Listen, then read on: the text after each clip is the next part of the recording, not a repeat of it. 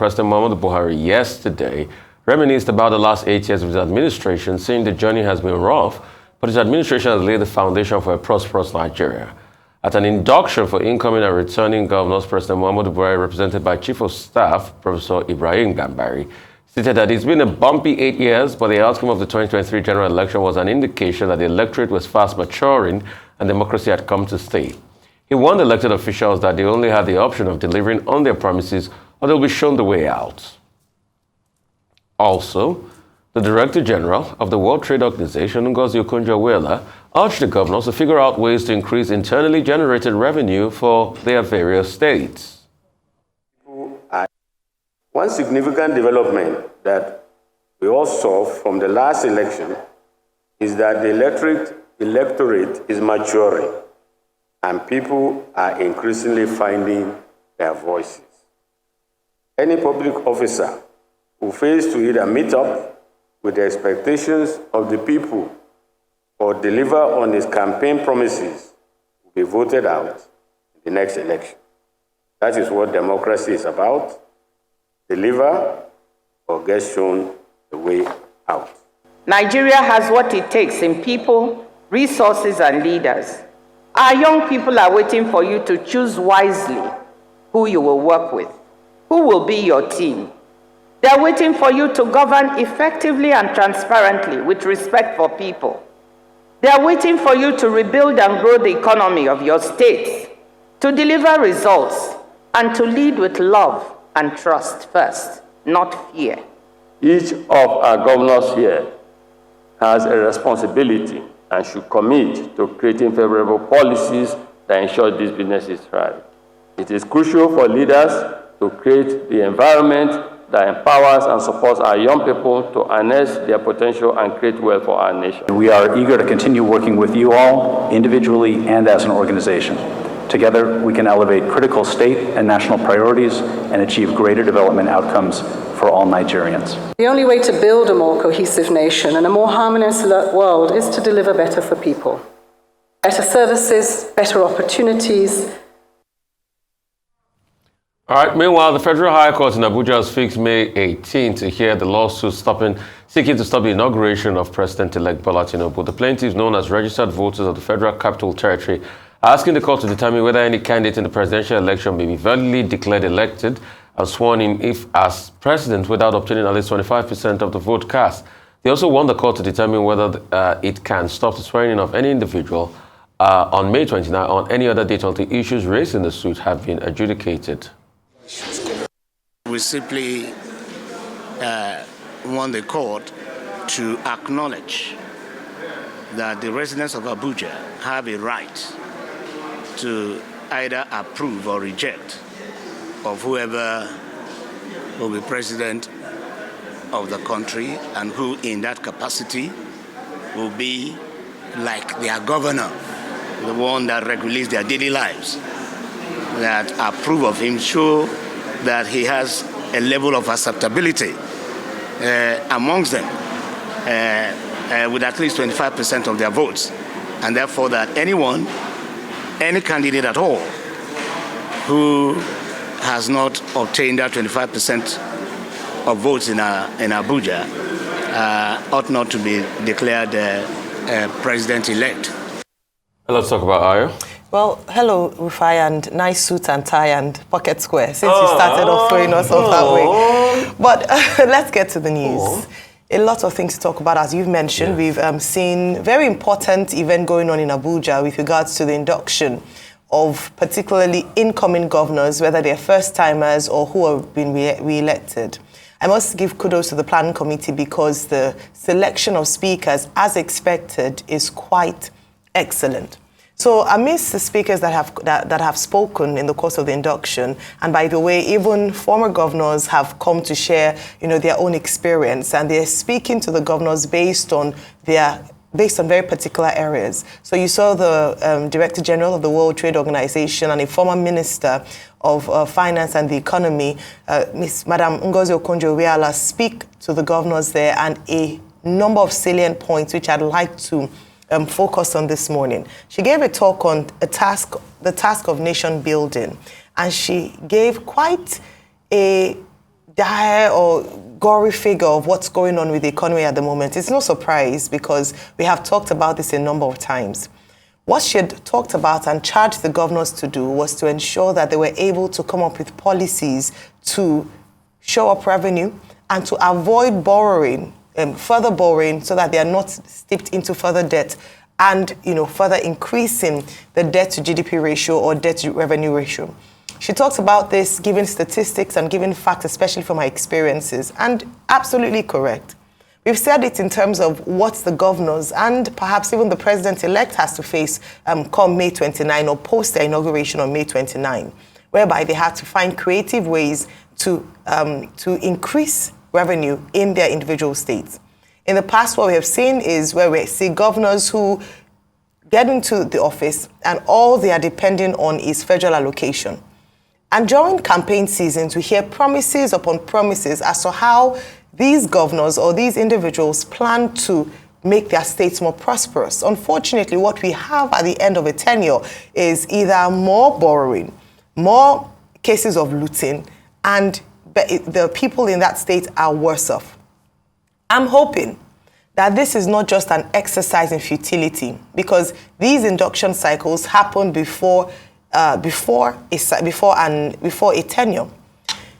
I hope that the governors went there not just as a tick box, but to listen to the experiences and expertise of the speakers who had come there, in the past few days, and go away with an action plan alongside their team to map out the way forward for their states.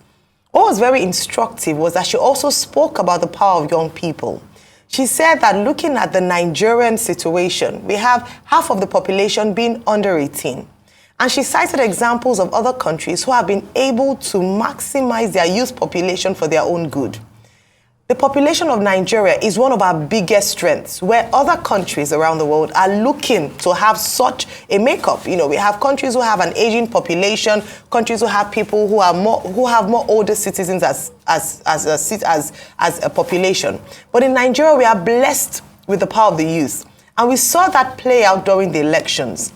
What she enjoined the governors to do is to not belie the trust that the youth have put in them by casting their votes in the last election. I'm sure a lot of governors will be able to testify that it was not an easy race as it would have been in the past to getting that ticket to represent or to governing the people. Therefore, the best reward for that election or for that ticket is to ensure that they are able to give the people of their state the best in life. So, what would this look like? Can the governors have a more inclusive cabinet? She touched on the kind of people that should make up their team. Can we have more youth representation? Can we have more women representation? And not tokenistic positions, but positions that we take the best brains, not just nepotism, but the best brains for the best actions in our individual states. Because whenever we talk about Nigeria and the issues belaboring us, we often focus on the center, forgetting that this is a federal country. Therefore, both at federal level, state level, and local government level, if there are failures at these different tiers of government, this country cannot stand. Therefore, perhaps we should begin to put a lot more focus on the governors, what they're doing with their cabinet, what they're doing with their budget, and how they're improving the lives of their citizens. I believe very strongly that the next tenure for all governors across the 36 states would not be business as usual. We have demonstrated that during the polls, and the people are watching to hold their governors to account. Now, moving on to the second story with regards to the suit before the Abuja court in terms of the citizens or the residents of Abuja wondering if they have special status to determine who becomes president. It still goes along the line of the conversation around this 25% and the fact that the president-elect Asiwaju Bola Ahmed Tinubu failed to get 25% majority in Abuja, even though he got it in the requisite states as stipulated in the constitution.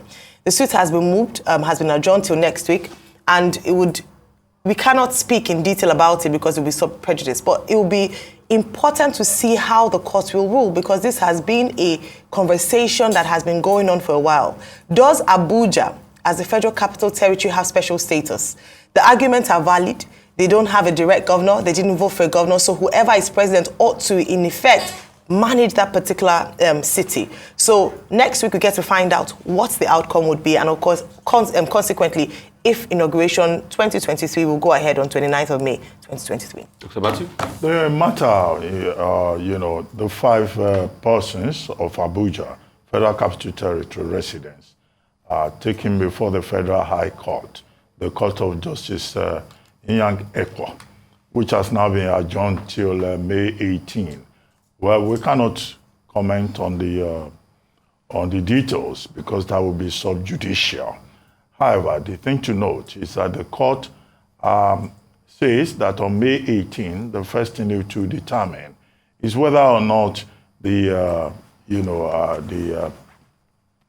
persons who have filed a matter, whether they have locus standi to do so. The prayers they are asking for, they are saying that the inauguration on May 29 should not take place because it is important that 25% must be scored by whoever is declared president. Well, persons who push that argument, and those 5 residents of the Federal Capital Territory are not alone. They rely on Buhari versus Obasanjo. I think that's the case in which, that matter was majorly addressed. But there have been other subsequent decisions with provisos that have been offered. I don't want to go into the details. And, where there is a conflict in terms of interpretation, what the court will do will be to look for what is most reasonable and equity and ensure thereby justice. It's called the contra-preferential rule in the canons of interpretation. And this is what is at issue here. The second thing, of course, beyond the third thing, beyond locus standi and, the contra-preferential rule, will seem to be the fact that this same issue that these 5 residents are pursuing in the Federal High Court of Abuja is the substance, part of the substance of the petitions that have been filed principally by the Labour Party and the People's Democratic Party at the Presidential Election Tribunal. So can the same matter be had, a matter that is before tribunal, also be had at the Federal High Court level? So that again raises the question of jurisdiction. But on May 18, we'll see what the court will decide. It's not for us here to go into the substance of the matter. As for the induction for the governors that took place in Abuja yesterday, well, a 2-day event, well, the very idea of the induction itself, well, I think in principle, it makes sense. People are going to be governors interacting with, persons who have been governors and persons who are sitting governors, who seem to be a good idea. It provides a forum for interaction. It's a reminder also of the importance of the assignment that is, before them when they assume office eventually. And it's good that experts, experienced persons from all over the world were invited to talk to these incoming and second-term governors in terms of their responsibilities. But the main story that we are focused on has been the speech by the president at that occasion. And the president said, well, the electorate showed a lot of maturity in the recently concluded general elections in Nigeria, and that his administration has laid a strong foundation for a prosperous Nigeria upon which, incoming governors can build. Well, we don't expect the president not to praise himself. Everybody is allowed to have agamalis at their moments. And part of the points made in that speech by the president is that his administration has done a lot in the area of agriculture, increasing domestic production despite COVID-19, and providing opportunities within the agricultural sector, and also encouraging more food exports from Nigeria. But the question that many will ask is that why the president made that point about achievements in agriculture. How about food inflation in Nigeria? Food inflation in Nigeria is already over 20%. And many Nigerians can't even have basic access to many food items. Well, the president did not talk about food inflation, but many persons who are having challenges being able to feed themselves will say that food inflation seems to be, part of the legacy of the outgoing administration. The president talked about empowering the armed forces, making the armed forces, strengthening the armed forces, providing modern warfare equipment and all that. Well, there's no doubt. There's been very significant achievement in that regard. Our armed forces have so far discharged, acquitted, themselves in a very honorable manner. We cannot argue with that. The president has also talked about infrastructure. Well, infrastructural provision is not, something that one administration can complete. It's a continuous process. And in that regard, the president was charging the incoming administration to do more. Well, in any case, the office of the president already provided, an 80-something page outline of the achievements of the administration. And there is a lot, that we can interrogate in that regard. But it is the people of Nigeria that will eventually, give a proper accounting of what their experience has been under the Buhari administration. However, I do agree with the president that the subnationals have an important role to play. Oftentimes, in analyzing the Nigerian situation, we tend to focus more on the federal government. And one strong point that was made by the president in that presentation is about the role of the subnationals, the governors, who should not just see the positions they're coming to occupy as a privilege, but as a position of responsibility. And the president reminded them that our democracy is maturing and that whoever does not do well will be voted out the next election. So these are very important points, as I see it.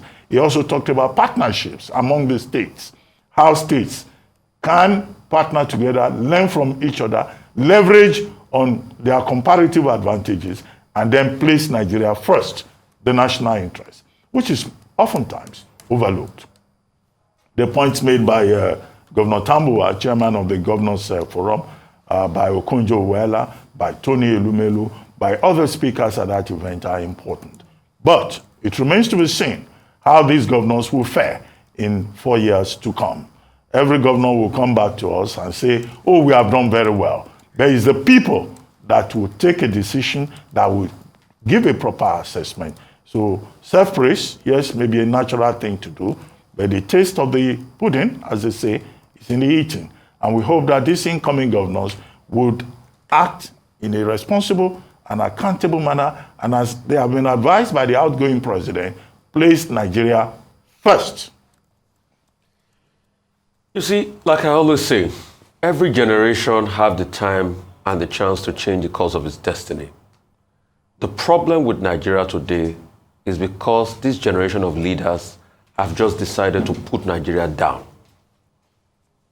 Why do we talk about the likes of the Awolowo today? Because in their time, they changed the course of Nigeria's destiny. As somebody from Ogun State, I still drive on the roads that were built by Awolowo. If I want to drive from Ikene to my village via the old road. But you see, we have a bunch of leaders that don't think of the future. They just think what to eat now. And it destroys their country. And that's why you see they are forgotten. I'm happy about the governors' meeting yesterday. But the question is, do these governors even hear the things they tell them, or it enters one ear and goes out with the other? These are the same governors, and some of those governors were there. These are the same governors that want to claim big fat pension bonuses. But their states are in debt of trillions of naira. They plunge their states in debt. And how do they do this? The first way governors do is they do big white elephant projects. They take loans that they will benchmark against their federal government allocation for the next 30, 20 years. They say they are building airports.